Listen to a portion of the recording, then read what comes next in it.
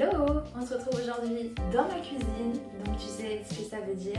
On va faire des recettes ensemble, elles seront toutes véganes et bienvenue à toi sur cette chaîne et dans cette nouvelle vidéo. Donc aujourd'hui au menu on va faire un plat indien, on va faire un dal vegan et on va pas prendre pour base des aliments trop connus. Voilà, tu vas voir ce qu'on va utiliser après. J'ai pas mal de trucs qui sont déjà cuits, donc ça va être super pratique pour assembler le tout finalement ensemble et gagner du temps. Et on va aussi faire des pains pita avec, voilà, je vais enfin te partager ma recette de pains pita.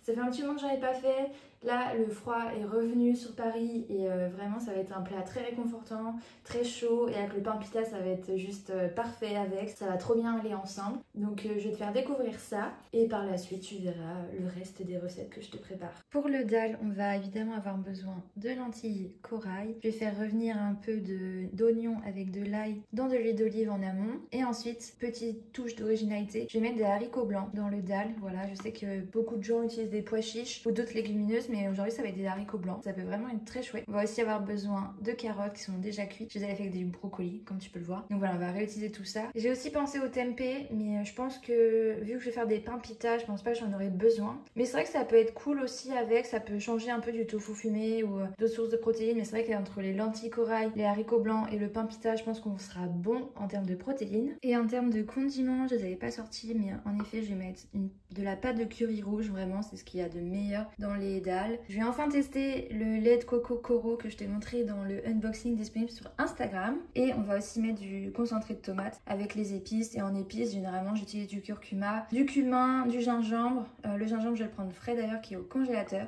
Et voilà, on va s'y mettre.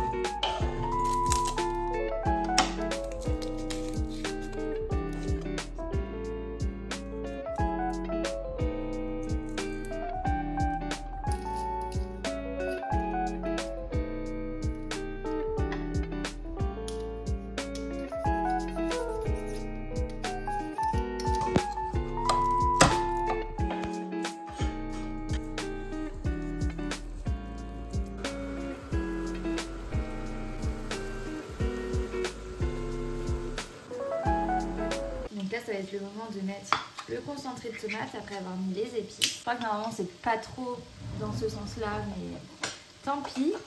Je crois qu'il vaut mieux faire revenir les oignons avec le concentré et les épices et ensuite ajouter les carottes et les haricots blancs. Mais écoute, ici on improvise. Donc je mets la moitié du pot de concentré de tomate parce qu'après de toute façon avec le lait de coco ça va vraiment venir casser l'acidité. Ça t'intéresse, Radi? Et on va réduire le feu. J'ai également mis la pâte de curry et maintenant je vais mettre les lentilles qui sont bien cuites. Il reste un peu d'eau mais c'est pas grave, ça va un peu lier la sauce et ça va s'évaporer parce que de toute façon on va laisser mijoter tout ça. Donc c'est le moment de vérité pour le lait de coco de chez Koro. Ça a l'air bien liquide. Alors je vais clairement pas tout mettre parce qu'il y a quand même 400 grammes ou 400 millilitres. 400 millilitres, donc je vais essayer de mettre la moitié et je pense que le reste je vais le mettre en petits glaçons au congèle. Ah ouais, il est super savoureux. Je crois que le premier ingrédient c'est vraiment de la coco qui est assez rare, souvent c'est de l'eau. Ouais voilà, c'est de l'extrait de coco, le premier ingrédient à 60%. Donc voilà, donc vraiment ça a vraiment le goût de la coco, c'est délicieux. C'est maintenant aussi que je vais en profiter pour saler et poivrer. Et on va laisser mijoter tout ça, on va pouvoir passer au pain pita. Pour les pains pita, c'est très simple, il va nous falloir de la farine. Moi j'ai une recette qui fait 400 g de farine, mais je pense que là je vais la réduire de moitié parce que ça en fait quand même beaucoup. Donc je vais prendre 200 g de farine, il faudra une toute petite touche d'huile d'olive, un peu de sel évidemment pour donner du goût et aussi une cuillère à café de levure chimique et de l'eau tiède également. Et ensuite il ne restera plus qu'à étaler la pâte et la faire revenir sur une poêle bien chaude et ça va gonfler tout seul et ça va être délicieux.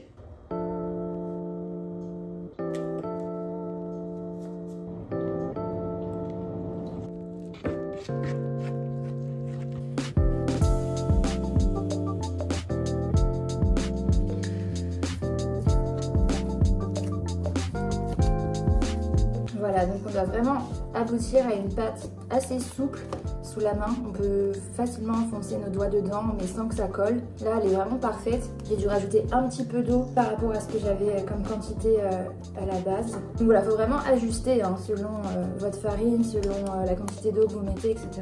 Et l'idée, voilà, c'est d'aboutir à une sorte de boule assez souple sous la main. Et voilà, on va pouvoir la découper en petits pâtons. Je vais essayer d'en faire, je pense, 6 à peu près. Et ensuite, il suffira juste à étaler les pâtons et à les placer sur une poêle bien chaude.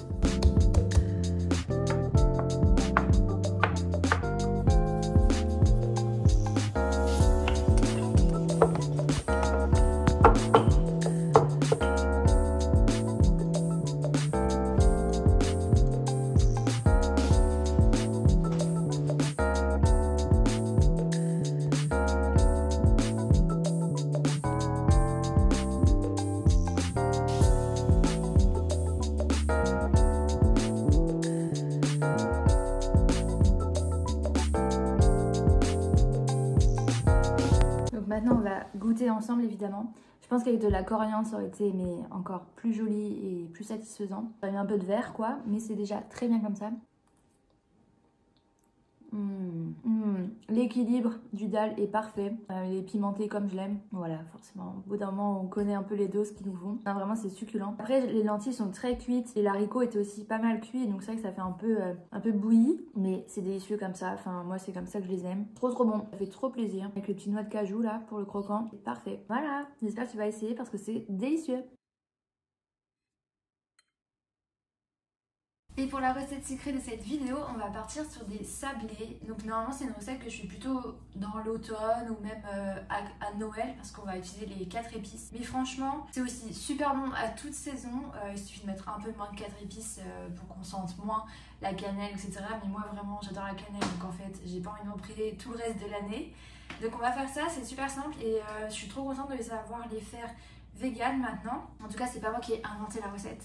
Tu t'en doutes, j'ai encore piqué la recette à Mélodie du compte Maylove. Voilà, donc comme d'habitude, j'essaierai de te mettre ça en barre d'infos. Je suis vraiment trop reconnaissante envers elle d'avoir sorti cette recette parce que c'est une recette que je sais que je vais faire chaque année au moment de Noël. Et je sais que maintenant, je peux le faire de manière végane et je trouve ça trop satisfaisant. Donc voilà, je te partage ça. Et au lieu d'utiliser mes petits emporte-pièces sapin ou genre bonhomme d'épices, tu juste utiliser un emporte-pièce rond, enfin circulaire, comme tu vas voir comment ça sera à la fin. Mais au moins comme ça, il n'y a pas un peu l'ambiance de Noël. J'aime bien avoir cet emporte-pièce que ça permet de pouvoir faire des sablés tout au long de l'année. Donc pour faire la recette, on va pas avoir besoin de grand chose. Il va nous falloir essentiellement de la margarine, de la farine, les épices. Donc on a gingembre, cannelle et 4 épices, un peu de levure, une pincée de sel.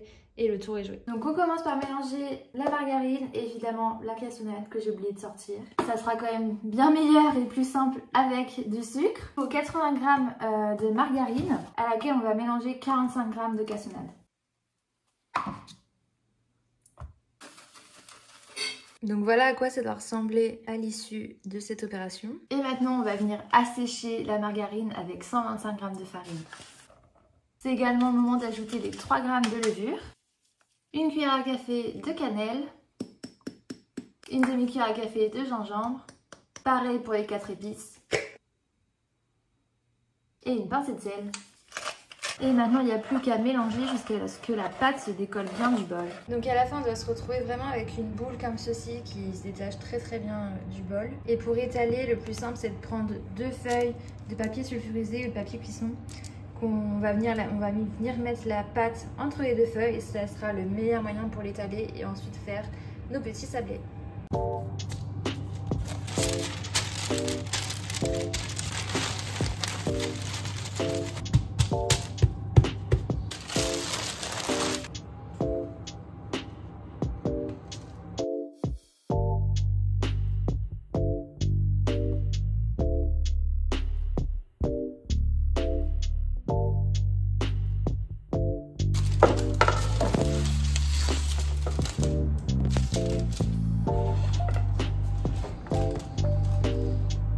Et ça part au four 10 minutes.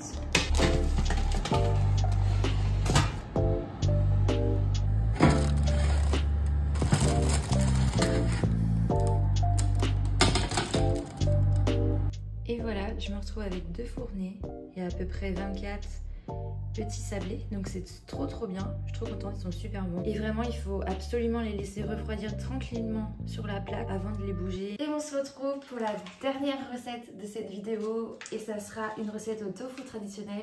Voilà, je suis enfin trop contente de te montrer une recette avec le tofu traditionnel. Ça va être la recette la plus simple du monde mais la plus efficace. On est vendredi, on est en fin de semaine, le frigo est vide et comme j'ai pas envie de manger du dal encore aujourd'hui, on en mangera je pense ce soir. Du coup, je voulais faire avec toi le tofu traditionnel et te montrer comment je le cuisine et comment faire pour qu'il soit succulent. Mais déjà en fait le tofu traditionnel c'est vraiment celui qui a la meilleure texture, il grille super bien tout en restant assez fondant à l'intérieur. J'ai testé un autre tofu traditionnel qui était plus tendre que celui-ci et pour le coup c'était trop proche du tofu soyeux pour moi, alors que celui-ci il a vraiment la consistance idéale et je le trouve désormais pas très loin de chez moi, donc je suis trop ravie. Vraiment j'étais tellement triste de ne plus le trouver chez Grand Frais que voilà, maintenant j'ai trouvé la solution, donc c'est bon, tout va mieux dans mon monde. Donc voilà, on va faire ça, je vais te montrer comment je le cuisine, comment je le prépare. C'est vraiment très simple, hein.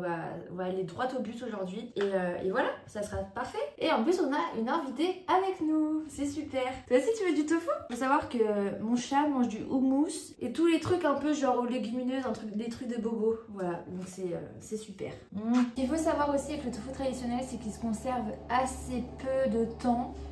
Donc là je vais l'ouvrir, je vais vider son jus dans un petit tupperware. Vraiment regardez, ça devient compliqué cette histoire. Et donc je vais vider son jus dans un tupperware comme ceci. Et comme ça je vais mettre la deuxième moitié avec le jus du tofu au frigo. Et c'est la meilleure manière de le conserver. Parce que c'est vrai que ça peut vite tourner le tofu quand même, il faut vraiment le manger rapidement. Donc là je vais me cuisiner la première moitié. Je pense pas que je mangerai toute la moitié ce midi. Mais c'est pas grave, ça va faire peut très bien aller avec le dal ce soir. On les finira ce soir. Et la deuxième partie je pense que je la cuisinerai dans le week-end. Donc voilà, je te montre ça.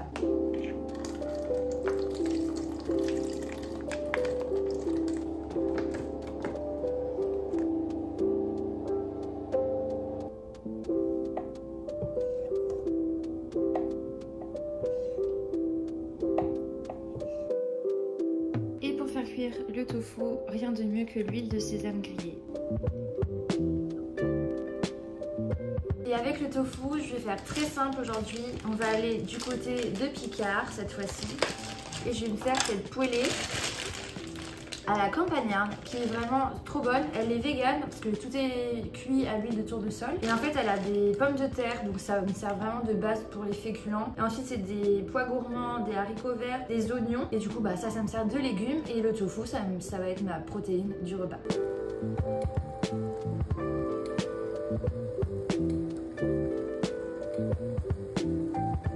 Le secret c'est vraiment d'avoir un tofu bien grillé comme ici. Et ensuite on va ajouter l'ingrédient mystère. Donc une fois que le tofu est bien grillé comme ici, on va venir ajouter de la sauce soja. Faut pas hésiter à baisser le feu à ce moment là pour éviter de se faire éclabousser et de se brûler avec la sauce soja. Surtout moi je la conserve au frigo, donc elle est bien fraîche et bien froide.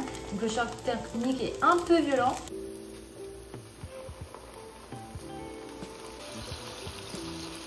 Et voilà l'assiette que j'obtiens à l'issue de cette recette. Vraiment le tofu caramélisé de cette manière, c'est un des trucs les meilleurs du monde. Enfin vraiment, il faut vraiment que vous essayiez, ça vaut trop le coup. C'est vraiment sous-coté. Donc voilà, donc c'est une assiette plutôt complète, donc je suis contente. En tout cas, merci d'avoir regardé cette vidéo. J'espère que ça t'a plu. N'hésite pas à me dire si tu les essayes et ce que tu en penses et si tu connais déjà un peu. N'hésite pas non plus à me dire si toi aussi t'adores ce type de repas hyper simple à faire, qui font aussi un peu de meal prep comme le dal, où voilà, on va pouvoir en manger sur plusieurs repas. Donc ça c'est trop pratique et comme tu as vu c'était hyper économique. Là on est vraiment sur une vidéo fond de placard et fond de frigo parce qu'on est en fin de semaine et qu'on n'a plus grand chose de frais. Donc voilà, vraiment je suis trop contente de cette vidéo. J'espère que ça t'a plu et à bientôt sur ma chaîne tous les dimanches à 11h comme d'habitude. Salut!